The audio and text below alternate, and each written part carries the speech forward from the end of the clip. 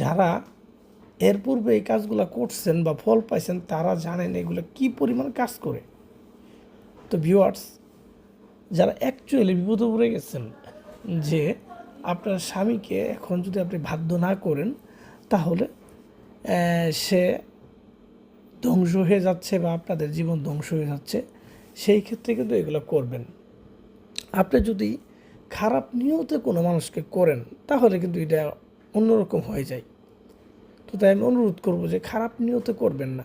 তা আমি বলবো না যে খারাপ নিয়তে করলে হবে না, বিষয়টা এরকম না, হবে। যেগুলো তাবিজ কাজ করে ওগুলো আপনি যেমনি করেন অমনি হবে, হওয়া নিয়ে কোনো সমস্যা নেই, কাজ হওয়া নিয়ে কোনো সমস্যা নেই। এরা কিন্তু আপনার শুধুমাত্র স্বামী স্ত্রীর ক্ষেত্রে কাজ করবে, বিষয়টা এরকম না।